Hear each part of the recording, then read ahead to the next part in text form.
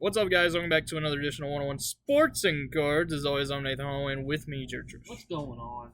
This is a Tuesday episode, so you'll be hearing us on Wednesday.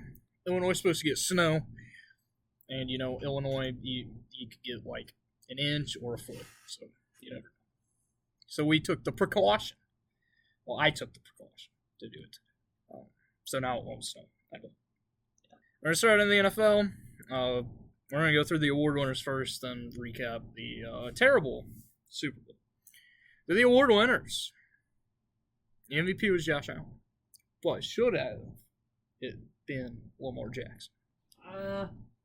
Lamar had a better year, yeah. But MVP, look at the team Lamar had. Lamar had one of the best offenses in the league. What did Josh Allen have? He was expected to not even make the playoffs this year. That is false. They weren't expected to be good at all. And he did. Josh Allen carried that team on his back. Josh Allen had a career year. I think he deserved it. I think both of them deserved it. But I'm glad to see Josh Allen. They should have done co-MVPs for the second time. Yeah. Lamar should have won it, though. Lamar's numbers were amazing. It was the best year of his career. And he's already a two-time MVP. Like, no, not taking anything away from Josh Allen, but Lamar deserved it. Offense Player of the Year was Saquon Barkley. Everybody knew this was going to happen. Defense Player of the Year, Patrick Surtain II. This is kind of surprising for some, for me, because you're not used to seeing corners win it. It was the first time since, like, 2000, I don't even know, like the early 2000s that a corner's won it. But good for him. Surtain's the best corner in the league. He's also the reason why the Broncos defense is one of the best defenses in the league. Offensive Rookie of the Year was Jaden Daniels. Everybody knew that. Everybody knew the Defensive Rookie of the Year was Jared Verse. The Comeback Player of the Year was Joe Burrow. Should have been Sam Darnold. Yeah, probably. I think it should have been Darnold, but if you look at Comeback Player of the Year, it's usually somebody coming off an injury, not somebody coming off from, being a trash player. Yeah. And Burrow did an amazing job coming off of the injury that he suffered last year. J.K. Dobbins should have also been in the running for this. But I would have went with Darnold, but I don't get it. I mean, Joey B could have been MVP if his team would have sucked so bad. Coach of the Year was Kevin O'Connell. Everybody knew it. The best award, the Walter Payton Man of the Year, went to Eric Armstead, the Jaguars defensive end, so congrats to him.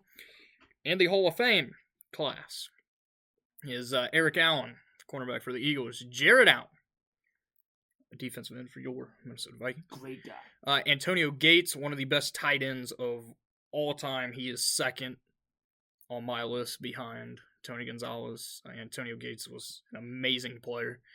Sterling Sharp, wide receiver for the Packers. He finally got in. He will join his brother, Shannon Sharp, in the Hall of Fame now. And that is it. And that means Eli Manning did not make it in as first ballot Hall of Famer, and thank God. He will also not be a second ballot Hall of Famer because there are so many first ballot Hall of Famers next year. And for one, Eli shouldn't be a Hall of Famer, period. But just because you win 2 Super Bowls, he finished his career under 500. He has a worse career passer rating than Daniel Jones does. Think about that. And he's not a Hall of Famer, but he will be, because anybody can get in to the Hall of Fame. Super Bowl recap: the Eagles dominated the Chiefs 40-22. Jalen Hurts, 221 yards, 2 touchdowns, 1 pick. He also had 72 rushing yards and a rushing touchdown. He was the Super Bowl MVP. Didn't deserve it. Devontae Smith, 69 yards and a touchdown. Josh Sweat had 2.5 sacks. He should have won Super Bowl MVP. Josh Sweat he wrecked the game. Cooper DeJean also had a pick 6 on his birthday. Patrick Mahomes, 257 yards, 3 touchdowns, 2 picks. Xavier Worthy, 157 yards, 2 touchdowns. This game was not as close as final score said. Mahomes' stat line looks better than it should have been as well. Yeah. That was the worst game he has ever played. It was worse than whenever they lost to the Buccaneers. Whenever Tom won a Super Bowl in Tampa, it was worse than that performance. I didn't think he would have a worse performance than that. But it was a crappy Super Bowl. Commercials are terrible. And the halftime show was bad, in my opinion. Gonna throw that out there.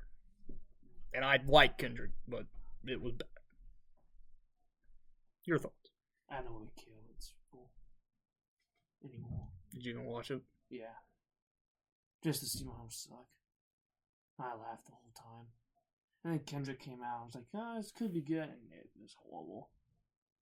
I didn't get any of the things they were doing. He played like 2 songs I knew. 3 songs. Yeah, well, another one, stupid. Surprised he even played it. Surprised they allowed him to play it. Yeah.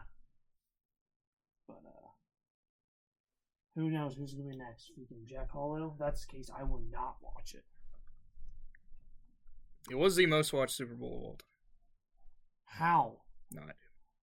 They had to have bots watching TVs. Because everything I saw was no one was watching this game. So the NFL is finally over. And of course, thank God, we started talking about football for a while. Next up's the draft, free agency. I'll have a mock draft a week before the draft. So that's the next time you can expect us to talk about the NFL, unless something big happens, which isn't going to happen. The Saints did hire Kellen Moore, the Eagles' offense coordinator, as their head coach, like everyone knew they would. So he just gets to stay in New Orleans. Lucky him. Moving on to the association. The other trades that happened at the trade deadline, we went through most of them last week, but others happened, on Thursday and Wednesday night after we got done recording this. The first one was the Raptors acquired Brandon Ingram from the Pelicans for Bruce Brown, Kelly Olynyk, and a 1 first and 1 second round pick. Ingram signed a 3-year, $120 million extension today with the Raptors. It does have a player opt-out in 2027-2028. So did you like this move for Toronto? Remember, Ingram has not played since December 7th with an ankle sprain that should not take 2 months to heal. That's kind of trade. I mean, they gave up quite a bit of picks for him, a first and a second round. I mean, Kelly Olynyk, not a bad role player. Also, the Pelicans are keeping both Bruce Brown and Kelly Olynyk. Many people thought that they would buy them out since they're on expiring deals, but their GM came out today and said that they will keep them and actually want to sign them to an extension, which is weird for what the Pelicans are doing right now. I think it's kind of a middle trade. Both teams got kind of something, but one team got more, which was the Pelicans. The Pelicans won this trade. So. Brandon Ingram, I did an article on his extension today for the Raptors. He's played over 65 games once in his career, and it was his rookie season with the Lakers. He can't stay healthy. He's an okay player. He's not a star player. He's a above average player, but he can't stay on the court. Maybe that will change in Toronto, but I don't see that. Also, the Raptors are one of the worst teams in the Eastern Conference, and their GM already said that their main priority is the 2025 draft. So, don't expect Brandon Ingram to make his Raptors debut anytime soon. The Lakers acquired Mark Williams from the Hornets for Dalton Knecht, Cam Reddish, 2031 first-round pick, a 2030 pick swap, but this trade was rescinded after Williams failed his physical for the Lakers. So imagine, you just get traded, and now you get to go back to the team that traded you. The Hornets also filed a complaint with the NBA saying that Williams has no injury problems, which clearly he does. The dude's played like 60 games over 3 seasons, so clearly has injury problems, and that the Lakers are lying. Great job by Hornets. Front office. Yeah, they're not going to win that. It's kind of hard for a team to lie about somebody failing a physical. Yeah. One of the best trades that was made, in my opinion, the Cavs acquired DeAndre Hunter from the Hawks for Karis LeVert, Georges Niang, and 3 second-round picks, and 2 pick swaps. DeAndre Hunter is a great player, great 3-and-D. He was leading the Sixth Man of the Year race. He's now going to be starting for the Cavs, so he will not win Sixth Man of the Year. This is a great pickup for the Cavs, who are the best team in the Eastern Conference by far right now. And for the Hawks, I don't know what the Hawks are doing. I think they forget that the Spurs have their 2025 unprotected first-round pick because they absolutely just blew it up. Because they also traded Bogdanovich to the Clippers, along with 3 second-round picks for Terrence Mann and Bones Highland. And Bones Highland, they waived. So I don't know what Atlanta's doing. Do you like that move for the Cavs, though, getting DeAndre Hunter? Yeah, just bolsters the already stacked lineup. I'm not too worried about the Clippers getting Bogdanovich. The Nuggets should have made that trade. But Denver decided not to do anything. The Grizzlies sent Marcus Smart in the 2025 first-round pick to the Wizards for 2 second-round picks. The Kings were also involved in this trade. They sent Alex Len to Washington, who got bought out, signed with the Lakers today. And the Kings also got Jake LaRavia from the Grizzlies. This is a cash dump by the Grizzlies. The Wizards are keeping Marcus Smart, which is they're keeping both him and Chris Middleton, which is surprising, since the Wizards are on pace to have one of the worst seasons ever. Although they did have a 3-game win streak last week. Nobody would have guessed that. The Clippers sent Michael Porter Jr. to the Bucks for Marjin Beauchamp. This is a very mid trade, but I hopefully Marjin Beauchamp actually gets playing time. That's all I want. And the Pacers sent James Wiseman and cash to the Raptors in a cash dump. The Raptors cut James Wiseman. He is now officially a free agent, and you can officially say he is a bust. Still love James, but I do love James. Because a wise man once told me. Shut up. Other news from the buyout market. The buyout market is very, very bad. There's not very many good players in the buyout market. Ben Simmons did sign with the Clippers. Very mad he didn't sign with the Spurs. Instead, we signed Bismack Biyombo and didn't even play him last night. And we only beat the Wizards by 10. The Cavs lead the Celtics by 5.5 games in the East. The Thunder lead the Grizzlies by 8 games in the West. Oklahoma City is on a 6-game win streak. The Nuggets have the longest win streak in the NBA right now. They have won 7 consecutive games, and the Lakers have won 6 consecutive games. Of course, Luka made his debut last night, and he wasn't really the story because the story was one of their two-way players off the bench. Can't remember his name. But yeah. NBA All-Star Weekend is coming up. Starts off on Friday with the Rising Stars Challenge. Of course, the Rising Stars Challenge will feature 4 teams. Whoever wins that will be the 4th team in the All-Star game or All-Star mini tournament on Sunday. Saturday night is the 3-point contest and the Skills Challenge. And the dunk contest. We already did the dunk contest because they were announced a few weeks ago. The 3-point contest is who wins the dunk contest? Who was it again? Buzelis, Mac McClung, Stephon Castle, and Andre Jackson Jr. Mac McClung. I gotta rep my boy, Stephon Castle. Underrated though. I think Modest Buzelis pulls it up. I love Modest.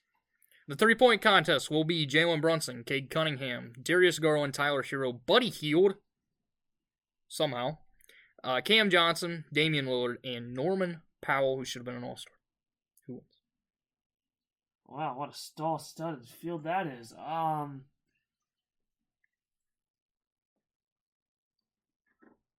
gonna go Tyler Hero. I'm gonna go with Norman Powell. Having a career year, which you don't see at players his age. But can we talk about how bad this 3-point contest is? I mean, you expect like Steph, Clay. Last year they did. No. This year sucks. NBA needs to change something. This is ridiculous. And the Skills Challenge is also Saturday night. It will be the Team Cavs with Evan Mobley and Donovan Mitchell. The Team Rookies with Zachary Reese-Sachet and Alexander Sarr. Team Spurs with CP3, Chris Paul, and Victor Wembanyama, and the Warriors with Draymond and Moses Moody. Who wins? I always thought the skills challenge was 3 players. I thought it was 2. But from what I've saw, it's just 2 now, which makes no sense. Like, is the NBA trying to cut down the time? What, are they trying to have more time for the dunk contest that nobody watches anymore? I'm going to go CP3 and Wemby. I'm also going with CP3 and Wemby. The teams for the NBA All-Star Game. So there are 3 teams. They were drafted last Thursday. It's Team Chuck, led by Charles Barkley, Team Kenny, led by Kenny the Jet Smith, and Team Shaq, led by Shaquille O'Neal. And then, of course, the 4th team will be People know who the Rising. Shaq is. Shut up. The They Rising don't know who Stars. Shaq is. Well, 4. So I'm going to go through these teams and then tell me who wins all of it. Or you could pick are you picking the Rising Stars? I don't know who's in the Rising Stars game. Rookies and sophomores. And G League players. I mean, they played pretty good last year. They're not going to win the whole tournament. So is I'm going to tell you is that. Remy No. considered in this? No. He made it. He will not play in it because he's an all-star. Oh. So Team Chuck is... It was supposed to be Giannis. Giannis is out with an injury. It will instead be Trae Young, Shai Gilgeous-Alexander, Nikola Jokic, Donovan Mitchell, Alperen Sengun, Pascal Siakam, Karl Anthony Towns, and Victor Wembanyama. Tall lineup. And very... Athletic. Long. Want to say anything else before I... Big man. International. Team Kenny. I don't know what Kenny the Jet Smith was doing in this draft, but he took... Let's just say he took Anthony Edwards second overall. Over Jokic, Shea, literally any other player. But his team is Jalen Brunson, Cade Cunningham, Anthony Edwards, Darius Garland, Tyler Hero, Jaren Jackson Jr., Evan Mobley, and Jalen Williams. It's the worst team of any of them. Team Shaq is Jaylen Brown, Stephen Curry, Anthony Davis, Kevin Durant. Anthony Davis will not play. He is being replaced by Kyrie, his new teammate. Kevin Durant, James Harden, LeBron James, Damian Lillard, and Jason Tatum. So who wins? Chuck. Yeah. If They play defense. and if they international players usually don't try. Like Jokic does not try at the All. Probably because he just doesn't want to be there and he'd rather be, at home. Riding horses. Yeah. But if they all play like they can, it's Team Chuck. They also have one guy who is going to play hard in Victor because he already said that he is not there to make friends. He is there to dominate. So there's no baseball news. Pitchers and catchers report tomorrow. That is your baseball news. Yeah! Also, Kenley Jansen signed with the Angels, but who really cares? Then on to college basketball, the new rankings. Auburn is number 1 despite losing to Florida on Saturday. Alabama is 2. Duke falls just 1 spot to 3 after being upset by Clemson. Florida moves up 3 spots to 4. 5 is Tennessee, 6 Houston, 7 Purdue, 8 Texas A&M. St. John's up 3 spots to number 9. St. John's has been the story of this basketball season. They're pretty good. Number 10 is Iowa State. Number 13 is Arizona. They moved up 7 spots. Wisconsin moved up 5 spots to 16. Marquette dropped 7 spots to 18. Ole Miss up 6 spots to 19. Mizzou down 6 to 21. And Maryland down 7 to 25. So the best games this week, and there are a ton of them. On Saturday, it will be number 16 Wisconsin at number 7 Purdue. Number 6 Houston at 13 Arizona. Number 22, Mississippi State at number 19, Ole Miss. And the biggest game, probably of the college basketball season, number 1, Auburn at number 2, Alabama. On Sunday, number 24, Creighton versus number 9, St. John's. Next Tuesday, there are 3 great matchups. Unranked Illinois, they've been ranked for most of the season. They fell out of the rankings. They will be on the road to face number 16, Wisconsin.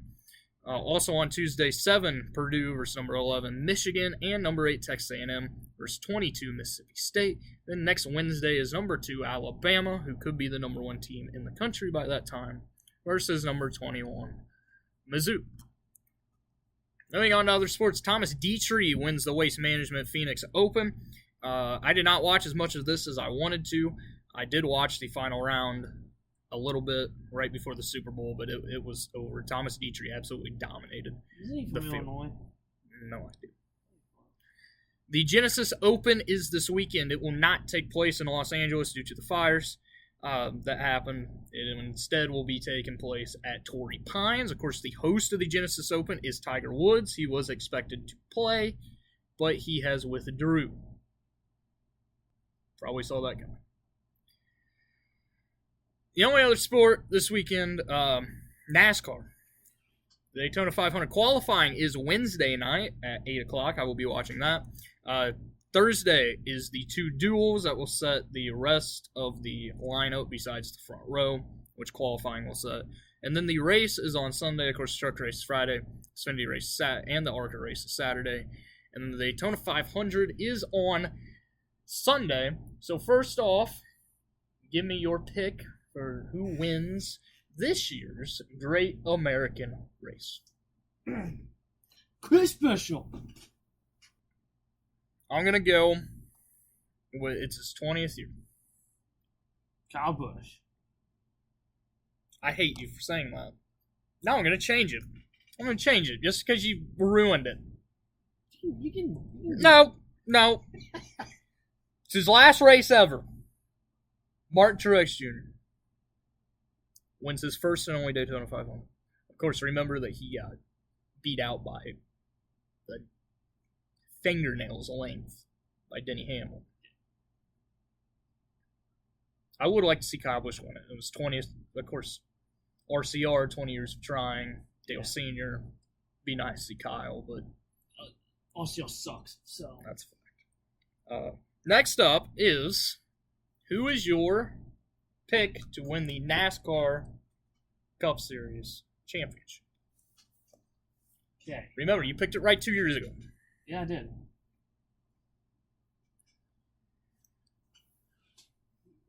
Who did I choose last year? Was it Byron? Yeah. And you had the Final Four, so we both picked 2. Yeah. Because I picked Bill. There's a lot of new rides. I really feel like Briscoe's going to take a good push this year. I don't think he's going to win it, though. I think he'll make us the Elite 8. I really think he will. It's around 8. Yeah. St. March Madness. There's a lot of good guys right now. We also have no clue what these teams are going to be like. Some teams might take dips. I mean, it's kind of hard not to go Joey Logano. It really is. The dude just somehow figures out a way to pull a win out of his ass when he needs to. And Joey Logano was the guy I picked 2 years ago to win, and he did. I'm not going to go Joey Logano, though. I'm going to go with a guy that is teammates with... You mean 3 years ago? Blaney won it 2 years ago. I'm going to go with the guy that he's just on the cusp of greatness, and this dude breaks out. And Christopher Bell gets his first championship of the year. I hate you. That was going to be my pick again. I'm going to go... I don't want to say App. Not a fan of the guy. But it will finally be his time. Christopher Bell's teammate in one of his last seasons with Joe Gibbs Racing, since you know he's lost sponsorship from FedEx and everywhere else. Yeah. Denny Hamlin finally wins the championship. Sorry, I took Christopher Bell. Will either of these come true? Yeah. It's going to be some weird Lost Chastain. Shane Van Gisbergen. I mean... Hey, Shane Van Gisbergen is going to get multiple wins this year. Yeah. Because of he is... The road course king. Yeah. He's going to win. He is better than... Like, everybody was saying, Chase Elliott's the road course king, and dude hasn't won on a road course in like 3 years. Yeah. Now there actually is. Yeah. I would say him and Tyler Reddick are probably the best. Him, Tyler Reddick, and Kyle Lawson are the best at it. And AJ Allmendinger. You also got to think that, Kyle Larson's got to worry about not getting wrecked. That's why I didn't pick him. It already started. Yeah. at the Clash. It's kind of why I didn't want to pick Bell, because Bell has horrible luck. So, but I think Bell can get it done. I really want to see Tyler Reddick win it, too. I like Tyler Reddick a lot. I really think Reddick deserved to win last year. He was the most dominant call last year. Which is why the whole new chase sucks. Yeah. I hate it. NASCAR is talking about after this year, because they don't want to make any changes this year. They will be possibly changing up the playoff format next season. They need to go back to what it was back then. If you want... Okay, so I know what they did back then. I wish it was just, straight off of consistency all year, no chase, no nothing like it was back then. But, I'd rather them have a chase. Yeah. Like I like the 10 race chase. Yeah. But no people get cut out if you have a bad race. No winning you're in. Yeah. Because last year there were multiple guys that won that wouldn't have gotten it. I mean, the champion wouldn't have been in. He would have been. Not by the time he won. Yes, but he would not have made it as far as he did. Yeah. So I don't like that. I wish it would be consistency where they just do the 3 races every time, then you have the championship race. Yeah. Or, if you're not going to do it like that, go back to, if you want to keep it like that, how it is with 16 drivers. Or you can go back to how it was, just 10 races, whoever runs the best. Those 10 races, yeah. They are having bonus point. You do get a bonus point now, old NASCAR, whenever I started watching, just a long time ago. You just get points for, fastest lap of the race, leading the most laps. They took that all away. They are bringing back, you get an extra point for the fastest lap of the race. That's a big 1 point, maybe think, it's nothing. Most of these championships come down to you getting in by 1 point. So, I think it's going to be a good NASCAR season. I really think it's going to be, because, you got a bunch of new people and new rides, and I think it's going to be really competitive this year. I really think it is. I mean, if we want, for Bowman Gray, there's not much to watch there, but it was pretty competitive. I mean, people that you expect to make the show did, and some that you expected to didn't. And also, it is a freaking size of a quarter-minute track, but you will not truly know who the true competitors are until Atlanta. Yeah. 2 weeks from now. Because Daytona doesn't count either. Yeah. Because anybody can win a Daytona. You put me in a car. Yeah. I can win a Daytona. Atlanta's, a track where it's going to be equipment. So, I'm excited actually for this year. I actually kind of am. I don't know why, but I am. I'm excited for all motorsports this year. I'm excited for IndyCar on Fox. So you're gonna go to Worldwide? No. You don't want to watch IndyCar? If I go to, I'm gonna go to the NASCAR race because it's a playoff race. It's gonna suck, but be cool. But I'm excited. I'm excited for IndyCar just because there's not that main guy anymore. Like you can't just go in and say Scott Dixon's gonna win the championship. Newgarden's that guy now. F1 with all the improvements from Ferrari, with Lewis going over there, and the improvements at the end of the season, plus, the improvements at McLaren. Yeah. You can't automatically say, Max is going to win it, although he probably will. There's one of the ways that would do it. Don't race it, I'm excited for that to come out. Yeah. Thanks. That is all I have. Enjoy NBA All-Star Weekend. I know that's hard to do. I will enjoy it because I will need stuff to write about. I'll watch it and make fun of how bad it is. If you're going to watch any of it, watch the game on Sunday because I think this new format is going to be interesting and people are actually going to try. Are they playing for anything? Money. Charity? Money. Or their money? I think they get money. I think it's both. I think this would be... Adam Silver also said earlier this week, he implied that the NBA has talked about eventually making it the NBA All-Star Game USA versus the world, which I believe would be the best option. That would be competitive. Because then you got countries clashing. Yeah. I think they should have won. Then it's just basically the FIFA World Cup at that point. But people's going to play the hearts out. FIBA. Whatever it is. FIFA soccer. Yeah, you're right. We'll see if that actually happens. It's the best thing, and the U.S. doesn't want that to happen because the world team is pretty good. You're going to see it on Sunday with Team Chuck. That's basically Team Mold. It is. Yeah. That's a tall lineup. So thank you guys for listening. Enjoy NBA All-Star Weekend. Enjoy the Daytona 500. I can't wait for Sunday. Actually, I can't wait for Wednesday with qualifying. That's tomorrow. Thanks. Well, it's today for you guys. But enjoy a huge weekend of college basketball. We're getting ever so closer to March Madness. Can't wait. So thank you guys for listening. Come back here next week. Peace.